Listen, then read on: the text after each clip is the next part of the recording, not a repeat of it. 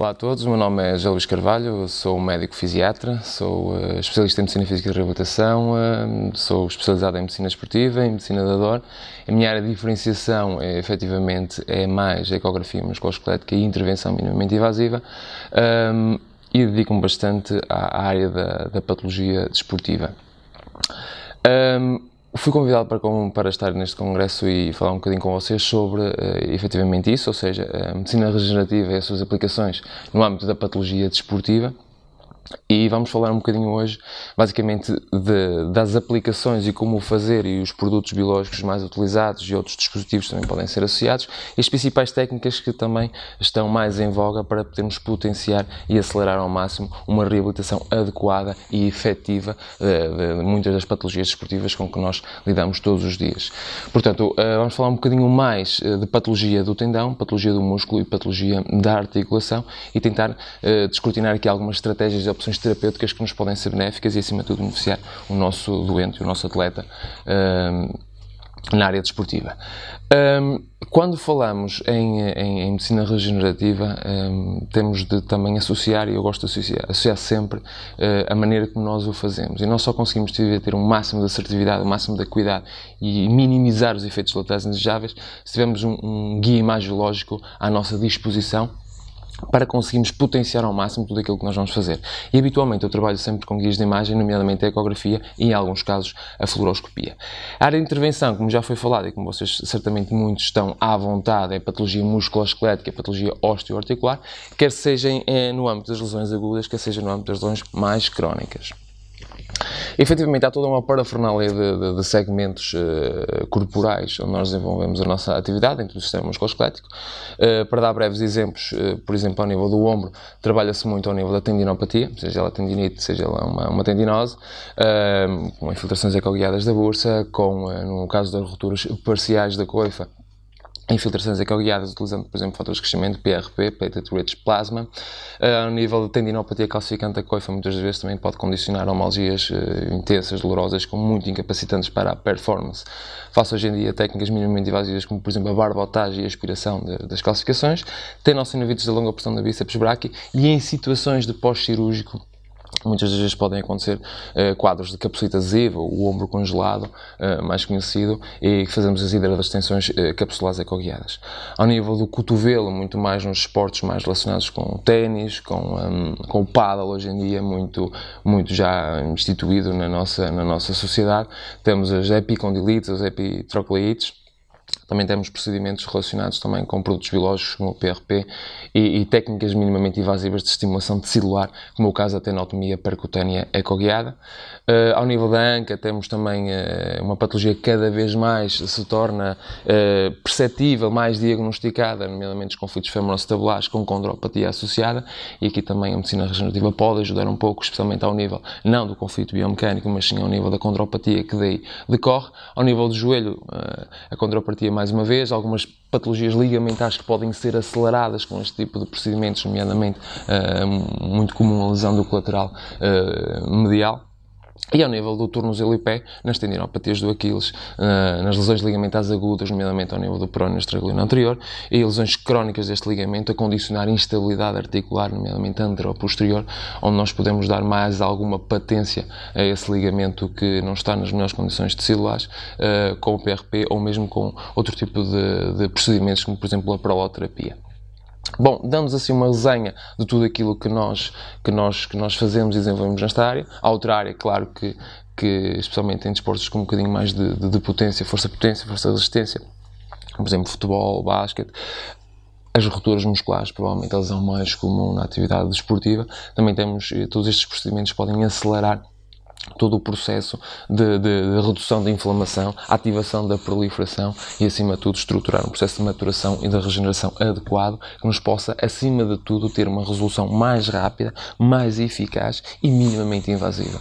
Ou seja, de forma a que conseguimos dotar os nossos doentes, o nosso atleta, não estamos só a falar de atletas de alta competição, de absoluta performance, mas também no indivíduo que está no seu dia-a-dia ao escritório, ao computador, mas que ao fim do dia é aquele guerreiro do fim do dia, ou o guerreiro do fim de semana, e que vai fazer 10 km de corrida, ou vai fazer um trail, ou quer treinar para a maratona de Boston, etc. Também são indivíduos que não querem estar parados, não podem estar parados e também querem uma resposta mais rápida e eficiente para a sua patologia. Bom, fazendo esta breve introdução a todo o tema e às aplicações e o que é que nós podemos fazer para os nossos atletas, cabe-me introduzir um bocadinho mais no âmbito da especificidade, nomeadamente quais são as nossas principais estratégias quando estamos a falar de medicina regenerativa na patologia desportiva.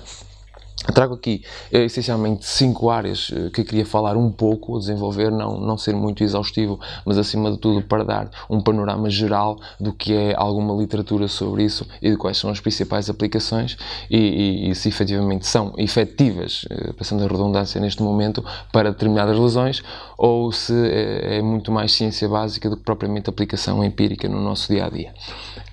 Queria falar-vos sobre viscossuplementação, que apesar de não ser um produto biológico, não enquadrar classicamente na medicina regenerativa, eu sou um particular fã nas lesões articulares, nas lesões da cartilagem, porque nos permite enquadrar e de certa forma, restabelecer algum grau de homeostasia intra-articular que nos podem, em sinergia, potenciar todos os produtos biológicos com maior atividade regenerativa e de proliferação tecidular a posteriori. Falar um bocadinho também de soro autólogo condicionado, PRP, Platelet Rich Plasma, que toda a gente já ouviu falar, certamente, nesta área, das células-tronco mesenquimatosas e, por fim, saltando um bocadinho dos produtos que podemos lá colocar, acima de tudo, a técnica com que nós podemos fazer e também os benefícios de algumas técnicas que já existem hoje em dia, muito derivadas da atividade cirúrgica e agora com a otimização e com a evolução de tudo o que é de ciência e tecnologia, nos permite fazer de uma maneira minimamente invasiva e dessa forma estimularmos a proliferação e o desenvolvimento e o remodeling tecidular. Vamos começar então pela viscossuplementação. Já está há várias dezenas de anos que existe a viscossuplementação. Estaremos a falar de uma infiltração intra-articular de ácido hialurónico. O ácido hialurónico é uma molécula que existe em muitos dos nossos tecidos como constituinte de matrizes, um globo ocular, mas acima de tudo e em maior quantidade a nível do líquido sinovial das nossas articulações. Por exemplo, quando falamos em cartilagem, estamos a falar de uma constituição de cerca de 10% de condrócitos, portanto das células próprias da cartilagem, 10% de colagênio do tipo 2 e 80% de ácido hialurónico. Portanto, quando nós fazemos uma infiltração intra-articular de ácido hialurónico, estamos a procurar uma aproximação ao que é a homeostasia normal e natural de uma articulação de um indivíduo saudável. Quando nós temos uma patologia desportiva que é de certa forma algo dramática e bastante condicionante para a performance do nosso atleta, como é a lesão da cartilagem, a condropatia nos seus vários níveis, nós percebemos que a articulação perde cerca de 33% da sua concentração e do peso molecular do seu próprio líquido sinovial, com consequentes alterações a nível da capacidade do indivíduo conseguir levar a cabo a sua atividade desportiva normal, com agravamentos da artralgia, muitas vezes processos sinovíticos de derrames articulares, que têm necessariamente de ser abordados e serem tratados, e muitas vezes têm uma implicação, quer a curto prazo, quer a longo prazo, na carreira do atleta. Quando nós falamos em condropatia, estamos a falar também de uma lesão que é precursora da artrose, e é efetivamente isso que se trata. Verificamos que na artrose já perdemos cerca de 50% do peso molecular da concentração do líquido sinovial da articulação previamente saudável, portanto é de todo o interesse restabelecer esses níveis basais saudáveis que nos permitam que tenhamos uma absorção de choques, uma lubrificação e uma capacidade de desenvolver a ação da articulação com um mínimo de percepção que ela existe, porque o que nós não queremos é um atleta saber e lembrar-se que tem um joelho direito, porque efetivamente ele produz dor e tem impacto na sua capacidade de desenvolver a sua atividade esportiva. Quando falamos em ácido hialurónico, temos de desmistificar algumas coisas, e desmistificando e percebendo e entrando um bocadinho mais neste tema, percebemos e também conseguimos criticar muita da literatura e da suposta falta de evidência clínica não, mas científica, que existe sobre o ácido hialurónico. Temos vários ácidos hialurónicos no mercado, temos ácidos hialurónicos de baixo peso molecular, com um peso molecular à volta de 500 mil daltons, que é um peso molecular muito, muito baixo, porque uma articulação de um indivíduo saudável tem um líquido sinovial com peso molecular à volta de entre 5 milhões a 7 milhões de daltons. Portanto, quando falamos de um ácido hialurónico, vamos introduzir com 500 mil daltons, e se nós sabemos que muito do seu benefício decorre do seu peso molecular e da sua concentração, facilmente percebemos que o benefício não será grande. Portanto, temos de pensar no que é que vamos fazer e o que é que vamos utilizar. Portanto, quando estamos a falar de uma viscosuplementação com um intuito benéfico e que tenha alguma assertividade naquilo que vamos fazer, temos de pensar no ácido hialurónico de elevado peso molecular, ou mesmo uma molécula LA-90, que é uma molécula ligeiramente diferente, à custa de uma tecnologia avançada de pontes cruzadas que permite aumentar o peso molecular e a própria concentração do líquido. E que estamos a falar aqui de ácidos hialurónicos à volta de 2,5 milhões, 3 milhões, até 6 milhões de daltons. Qual é a ação, então, do ácido hialurónico nesta situação? Basicamente, são 3, eventualmente 4 grandes processos que o ácido hialurónico nos pode ajudar. O primeiro deles, como uma molécula viscosa, portanto, que depende então da sua concentração, estamos a falar em que nos movimentos axiais permite uma maior absorção de choques. Quando temos uma lesão da cartilagem, naturalmente, quanto menor for o input biomecânico que nós vamos colocar sobre ela, melhor são as capacidades dela se alavancar nos seus processos biológicos de alguma regeneração, algum potencial regenerativo que ainda possa ter, e diminuir o estímulo nociceptivo e acelerar um pouco a resolução, ou pelo menos a regressão do quadro. O segundo ponto essencial é que em movimentos de maior flexibilidade e da rotação, ela atua como um grande lubrificante da articulação, diminuindo mais uma vez as forças de cisalhamento que são direcionadas à lesão da cartilagem, naturalmente. E o terceiro aspecto, se calhar o mais interessante nesta molécula, e se calhar também o menos bem estudado, a parte essencialmente das funções clínicas, é que nós percebemos que o washout desta molécula ao nível da articulação é cerca de 4 semanas. Portanto, a partir de 4 semanas da nossa intervenção, deixamos de ter ácido hialurónico dentro da articulação, mas verificamos que em muitos destes indivíduos os efeitos benéficos estabelecem 6 meses, 1 ano, 1 ano e meio, se calhar nunca mais voltam a ter sintomatologia. O que é que isto significa? Que há aqui um potencial efetivamente modificador da doença. Se percebemos que 80% da cartilagem é formada por ácido hialurónico, naturalmente podemos pensar no nutriente, no substrato que nós estamos a colocar dentro da articulação, que pode ser aproveitado por ela própria e nos seus mecanismos biológicos normais, integrá-la na cartilagem. Também podemos pensar que tem algum efeito de modulação do ambiente inflamatório, porque todos estes quadros de lesão têm um microambiente inflamatório que agrava a sintomatologia e agrava a progressão da doença, portanto também pode modular isso, e portanto temos aqui todo uma panóplia de situações em que o ácido hialurónico pode ser favorável e, acima de tudo, preparar e dar à nossa articulação o ambiente mais saudável possível para que depois possamos evoluir o nosso tratamento e aí sim entrar nos produtos biologicamente ativos, a medicina regenerativa pura e dura.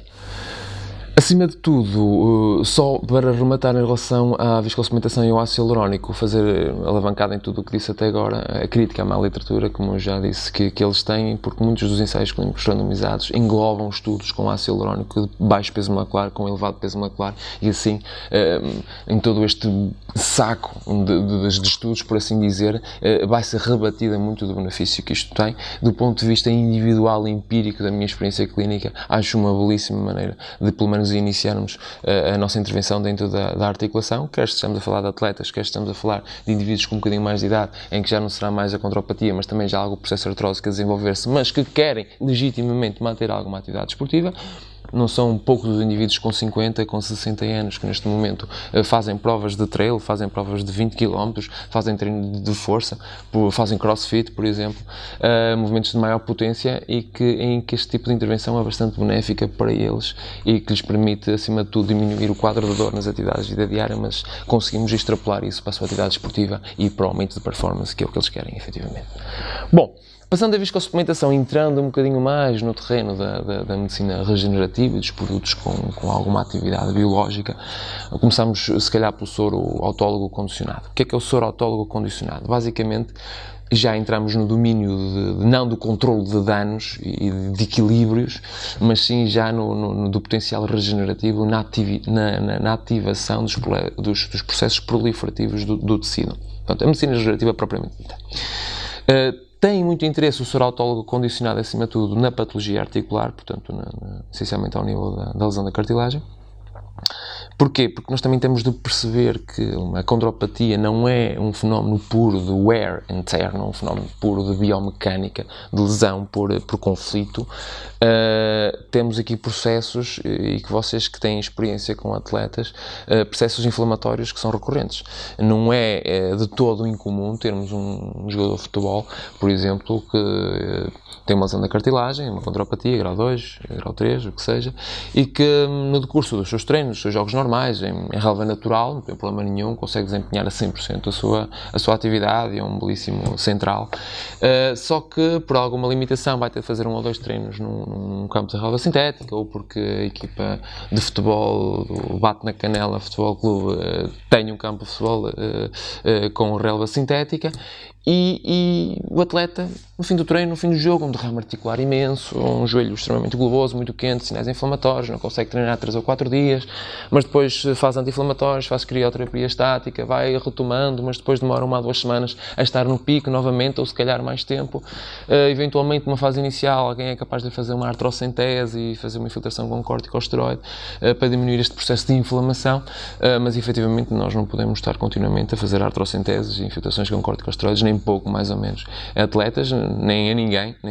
Sabemos que o corticosteroide, apesar de ser de uma forma com muita parcimónia e bem pensado e com um senso clínico, uma belíssima arma terapêutica para determinadas situações, mas uma fase aguda, uma fase episódica, uma fase única, não de forma recorrente. Uma lesão da cartilagem tem estes processos de derrame articular de sinovites recorrentes quando se altera alguma coisa ou mesmo do nada. Portanto, há aqui um processo inflamatório que efetivamente se estabelece e que se associa a um aumento de pressão de líquido intraarticular e que tem bastantes condicionantes para o nível do nosso atleta. Portanto, nós temos aqui a arranjar estratégias fora do que já é conhecido, porque não queremos acelerar a progressão para a osteoartrose, como acontece com infiltrações continuadas de corticoide, para modularmos este sistema inflamatório intraarticular. E aqui é onde entra o soro autólogo condicionado.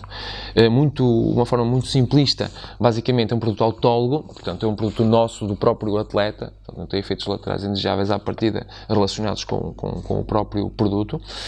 Fazemos uma colheita de sangue do nosso atleta e depois ele é armazenado em umas condições especiais, uma temperatura pré-definida e, acima de tudo, nos recipientes, uma tecnologia desenvolvida, com umas esferas de cristal que vão desencadear uma reação imune das células, nomeadamente das células de linhagem branca que existem no nosso sangue, em relação a essas esferas. E dessa reação imune vai haver um aumento exponencial da produção de antagonistas dos receptores da interleucina 1.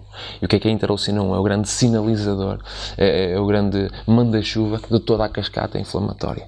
E nós, ao termos uma grande concentração de antagonistas do receptor da interleucina 1, basicamente conseguimos frenar todo o desenvolvimento da cascata inflamatória e, desta forma, modular para baixo toda a resposta inflamatória que nós temos ao nível intraarticular, conseguindo desta forma frenar e diminuir ao máximo todas estas repetições de processos sinovíticos associados a uma lesão da cartilagem. Portanto,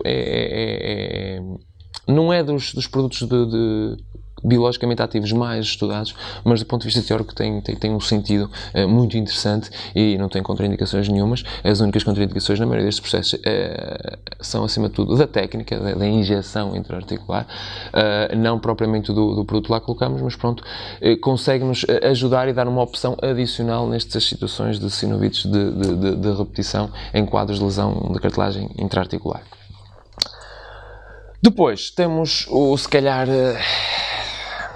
o grande capitão da medicina regenerativa, a figura da proa, os PRPs, não é? O Platelet Rich Plasma, o plasma rico em plaquetas. Muita gente fala nos fatores de crescimento, não é bem a mesma coisa. Os fatores de crescimento é um subproduto do plasma rico em plaquetas, vamos perceber um bocadinho mais isso um bocadinho à frente. Mais uma vez, é um produto autólogo, é plasma autólogo, decorre da colheita do sangue do próprio do próprio atleta e, acima de tudo, tem uma concentração muito elevada em termos de plaquetas e, subsequentemente, os seus próprios fatores de crescimento, recolhendo também uma fração interessante de células-tronco, células pluripotentes existentes no sangue periférico. Muito rapidamente, o processo é simples, é uma colheita de sangue do nosso indivíduo, colocamos a centrifugar a uma determinada velocidade durante um determinado tempo, de acordo com o objetivo que nós temos para uma determinada lesão, e depois a injeção no local da lesão. Mais uma vez, reforço aqui a importância que tem e que eu acho que é o grande calcanhar daqueles da literatura científica em relação ao PRP, que é o guia imagiológico da intervenção.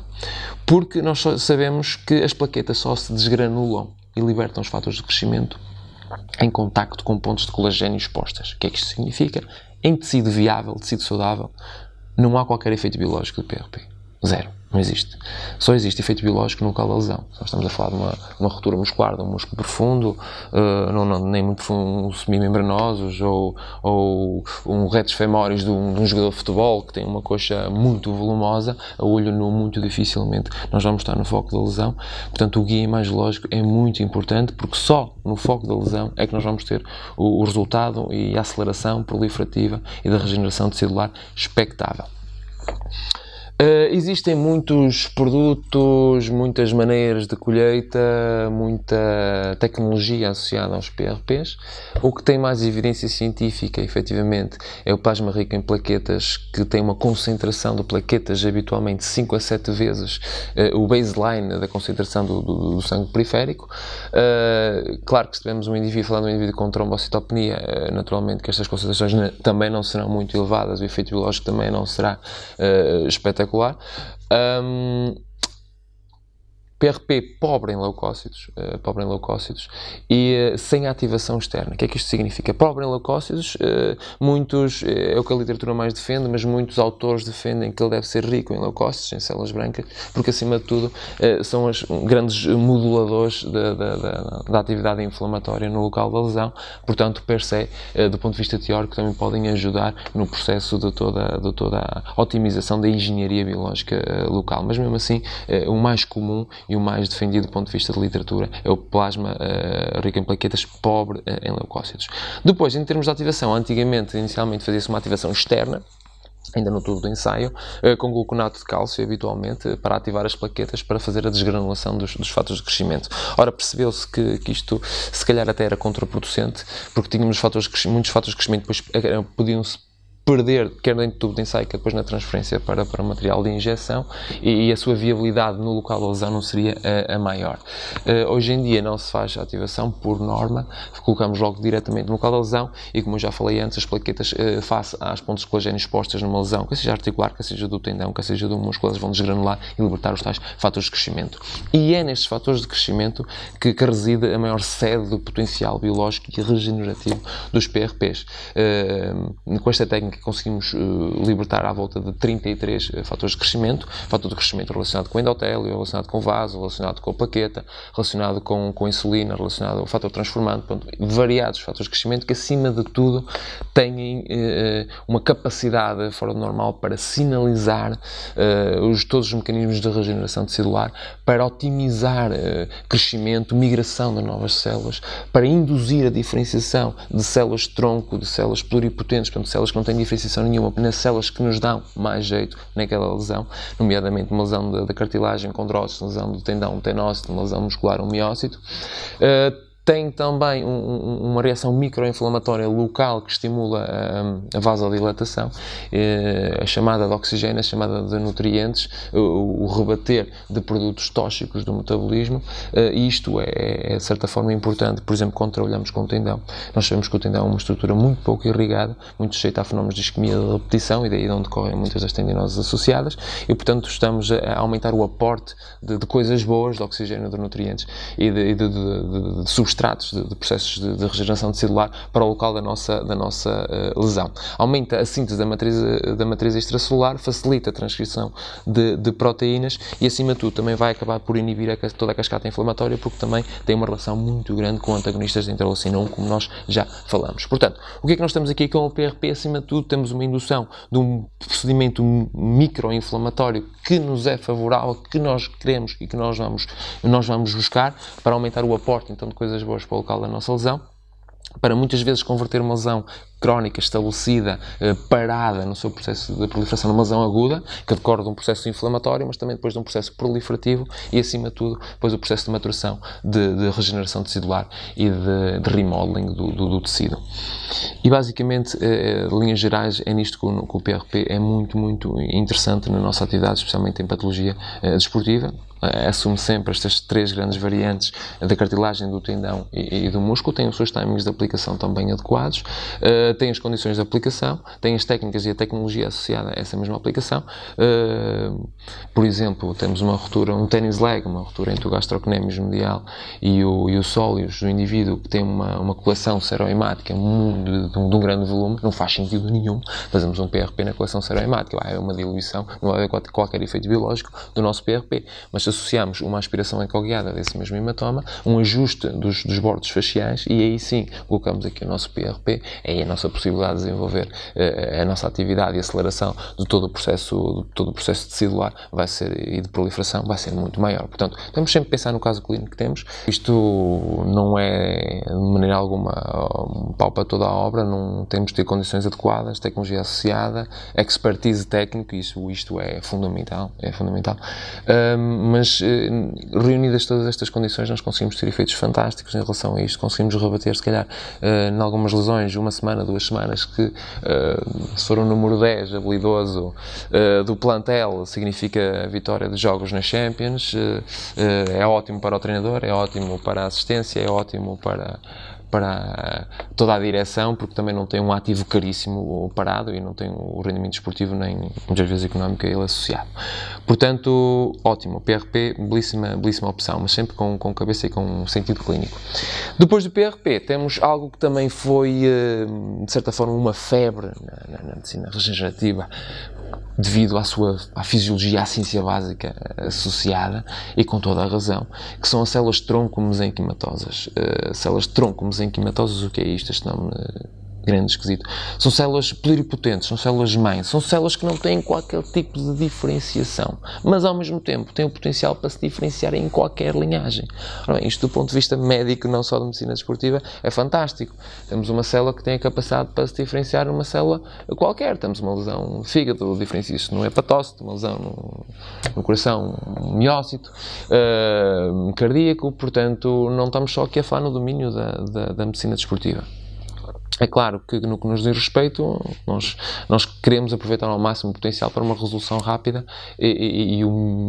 com o mínimo de iatrogenia associada. Qual é o problema destas células tronco e porquê é que isto ainda não é o pináculo da medicina neste momento? Sobrevida destas células. Isto vou explicar porquê. Habitualmente, os locais de colheita, ou o local de colheita mais comum das células tronco mesenquimatosas era ao nível da medula óssea. Portanto, basicamente era uma aspiração a nível da crista ilíaca, aspiravam-se essas células tronco mesenquimatosas e depois injetava-se no local da lesão. E verificávamos que os resultados não eram extraordinários.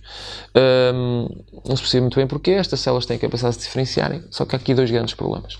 Primeiro grande problema: as células tronco mesenquimatosas têm uma sobrevida muitíssimo curta fora do seu ambiente. Estamos a falar de sobrevidas de menos de 1 minuto.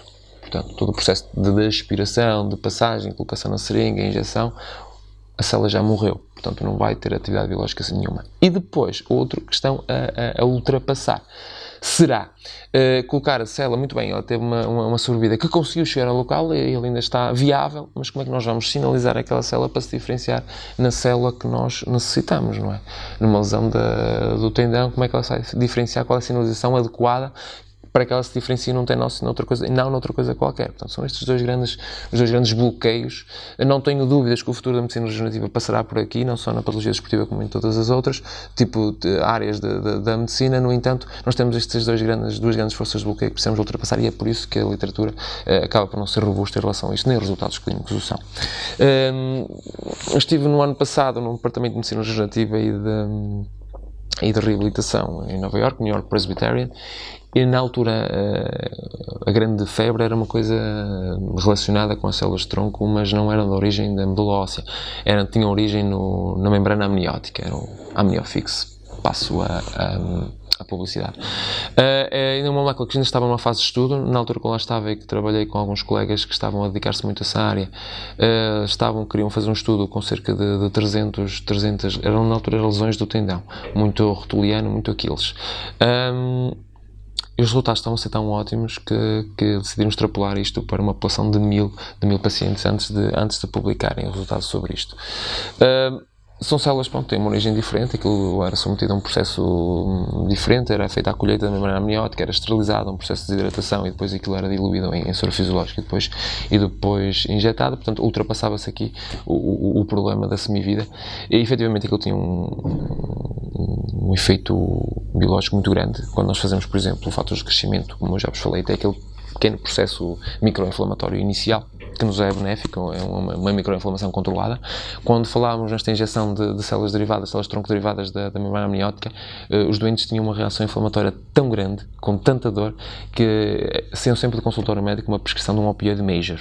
Habitualmente era oxicodona, para controlar aquele fenómeno inflamatório muito grande. Mas também o fenómeno inflamatório era muito grande, mas a resposta proliferativa e de maturação, de regeneração, também era muito elevada, com resultados espetaculares. Estamos a aguardar a literatura, esperemos que seja boa. Mas para o que temos neste momento, e o mais estudado são essencialmente as células de tronco mesenquimatosas derivadas da medula óssea, e pelos fatores que eu já vos enumerei, não é particularmente fantástica, nem os efeitos são ótimos. Em termos de produtos biologicamente ativos, estes se calhar são os mais cabais, com literatura mais robusta e os mais utilizados, o que hoje acabei por falar. Para terminar, para não ser muito maçudo, as técnicas de como fazer. Não só a técnica de como fazer, mas há benefícios diretos destas técnicas que eu chamo minimamente invasivas para estimulação celular. E eu habitualmente utilizo-as em quadros mais relacionados com a tendinopatia. A tendinopatia, que é aquele grande, para mim, pelo menos, é uma chatice. Segundo um estudo que eu li há pouco tempo, acho que era o segundo termo mais procurado na PubMed, a tendinopatia. Isto diz muito sobre o que é este tipo de patologia, diz muito sobre a dificuldade que nós, na área da saúde, nós médicos e todos os profissionais de saúde relacionados com esta área, têm em se relacionar e em tentar rebater este tipo de patologia. A tendinopatia é um termo fácil, um termo que descarrega muito do que é a nossa acuidade diagnóstica, porque não estamos a dizer nada mais nada menos que patologia do tendão. Bom, se calhar isso até o próprio doente já percebia que tinha uma patologia do tendão. O grande valor e também o que nos permite também dar um bocadinho o salto na nossa orientação terapêutica é definir, discernir dentro da tendinopatia o que é. Se é uma tendinite, se é uma tendinose. Tendinite foi um termo muitíssimo usado até há cerca de 5, 10 anos atrás. Servia para tudo também, mal, mas servia para tudo. E foi um bocadinho colocado de parte devido a alguns estudos que foram demonstrando a ausência de células inflamatórias no tendão em estudos histológicos. Bom, eu não estou completamente de acordo com isto. Acho que a tendinite é um dos processos, ou faz parte do processo da própria tendinopatia, que muitas vezes vai decorrer em tendinose. Pode ser uma coisa autolimitada ou pode não ser. Pode conduzir de uma lesão aguda para uma lesão crónica. Acho que numa fase inicial, virtude de um traumatismo, virtude de um estiramento, virtude de uma sobrecarga, de um overuse episódico, momentâneo, mas muito intenso, ou de um overuse repetido por um gesto técnico específico de um determinado desporto, nós temos um processo de inflamação a nível do tendão, um aporte maior de células inflamatórias, e estas células inflamatórias vão estimular os receptores nociceptivos e vão produzir dor no nosso atleta e a sua incapacidade para a atividade desportiva. Porquê é que se refere que a tendinite não existe, porque também não é lícito nós nesta fase inicial, porque eu fui dar uma surfada e tive 3 horas na água e começou-me a doer o ombro e depois cheguei a casa com uma homalgia intensíssima, nem dormi naqueles 2 ou 3 dias, ninguém vai fazer uma biópsia a esse indivíduo da coifa, naturalmente, não é? Portanto, não há demonstração histológica de células inflamatórias, mas pela dor, pela resposta a anti-inflamatórios não esteroides e a corticosteroides, porque se nós tivermos uma tendinite nesta fase, uma tendinite propriamente dita, uma tendinopatia em fase inflamatória, com uma bursite associada ou qualquer coisa desse género, se nós fizermos, por exemplo, uma intervenção ecoguiada no ombro da bursa, 2 dias depois o doente não tem nada. Está perfeitamente bem, não tem dor noturna, com um bocadinho de reeducação da sua biomecânica que conduziu, especialmente a cinética escapulohumeral, que conduziu àquele processo, conflitos secundários, etc. Não vale a pena estar a desenvolver agora, mas com uma reeducação adequada, provavelmente isto não voltará a acontecer. O apanhamos na fase inflamatória. Portanto, esta grande capacidade de resposta a anti-inflamatórios também nos diz alguma coisa sobre o potencial inflamatório da tendinopatia. Portanto, na minha opinião, tendinite existe, é uma fase inicial, mas existe. Qual é o problema aqui? O problema é quando deixa de ser tendinite e passa a ser tendinose. E acho que isto acontece por uma razão muito simples. Quando temos um processo de inflamação que é mantido, e efetivamente, como já foi falado, o tendão é uma estrutura chata, tem pouca vascularização. Portanto, tem pouca vascularização também, a retirada de substâncias não suscetíveis a mediadores inflamatórios também é lenta, ou quase que não se faz. São estruturas que estão sempre relacionadas ou estão sempre expostas a forças de tensile, de estiramento, de contração isotónica excêntrica. Isto gera mais microfenómenos de microisquemia tecidular, portanto, maior é a dificuldade então de nós conseguimos controlar e baixar um processo inflamatório nesses locais. Esta quantidade de células inflamatórias mantida tem uma ação biológica extremamente deletéria sobre o tendão. Eu gosto de comparar esta resposta inflamatória no tendão à política militar externa dos Estados Unidos. Nós estamos no Afeganistão, por exemplo, temos aqui a casinha, está lá um terrorista, estão 30 crianças, 10 professores e 4 ou 5 pais. Não é? Vem o drone, cai a bomba, pumba, arrebenta tudo. Muito bem, demos cabo do terrorista, mas as 20 ou 30 crianças, os pais e os educadores de infância e a casa, foi tudo embora. E muitas das vezes as nossas células inflamatórias têm este nível de cegueira, portanto, há um processo destrutivo, não só para o que não interessa, mas também para o que interessa, e é daqui que decorre muito da desorganização tecidular, destruição de matriz extracelular, destruição do colagênio, alterações de rácio do colagênio, alterações de rácio do colagênio tipo 1 para tipo 2, tipo 2 para tipo 1, dependendo do local, e isto condicionando também depois alterações na própria flexibilidade do tecido, na própria capacidade de gerar força têncil, diminuição da sua própria ou dismorfia da sua arquitetura. Quem trabalha muito em imagem vê, por exemplo, que um tendão com tendinose é mais espesso, é mais hipoecogénico, tem a própria alteração da estrutura fibrilar, e aqui sim temos um processo de tendinose, uma alta proliferação de receptores de dor, receptores nociceptivos, e é por isso que a tendinose também dá muita dor. E aqui já estamos a falar muitas das vezes num processo, não num domínio da dor aguda, mas sim da dor crónica. Temos indivíduos que têm este processo anos a fio. E com um grande impacto, quer em atividades de vida diária, quer no sono, não conseguem ter um sono reparador, muito menos na atividade desportiva e na sua performance. Temos uma diminuição muito grande da performance porque eles não têm capacidade para gerar o gesto técnico correto e produzir dessa forma o máximo da sua atividade desportiva. Quando nós falamos em técnicas com potencial para estimular este tecido, estamos habitualmente a nível de tendão. Uma técnica que eu gosto muito é a tenotomia percutânea ecoguiada, associada também habitualmente à infiltração ecoguiada do foco da lesão in situ com PRP. Esta tenotomia é derivada das tenotomias cirúrgicas, naturalmente, só que feito com muito menos agressividade, portanto, o controle ecoguiado, conseguimos ver a agulha, conseguimos introduzir o bisal da agulha no nosso foco de tendinose e gerar ali microabrasões, microlesões, microhemorragias, e que vamos converter desta maneira um processo crónico parado, porque teve uma fase inflamatória que depois ficou por ali, não evoluiu no todo o processo normal da regeneração tecidular, fez a fase inflamatória, depois degradou o tecido e ficou por aí.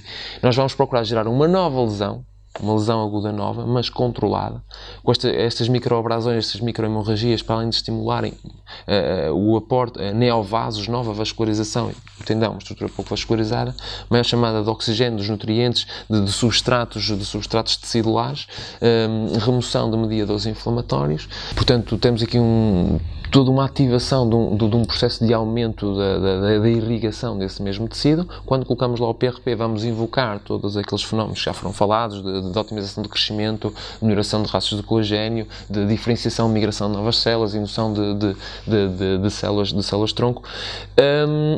Acima de tudo, vamos pegar num processo que estava parado, ok? Induzimos uma fase inflamatória inicial, e aqui é capaz de durar 6 a 7 dias. É por isso que quando se faz um PRP, uma tenotomia percutânea, nunca se pode fazer crioterapia estática, porque fazemos uma vasoconstrição. Ora bem, se nós estamos a potenciar uma vasodilatação, isto é contraproducente. Não se fazem anti-inflamatórios não esteroides nesta fase, porque se eu estou a gerar uma microinflamação para dar início a todo o processo de regeneração que começa com esta inflamação, não posso frenar este mecanismo. Portanto, anti-inflamatórios não esteroides não. Portanto, só uns analgésicos. Portanto, nesta fase, habitualmente o doente sai do consultório com uns analgésicos. Se for uma coisa muito exuberante, podemos ir até os opioide minor, não interessa.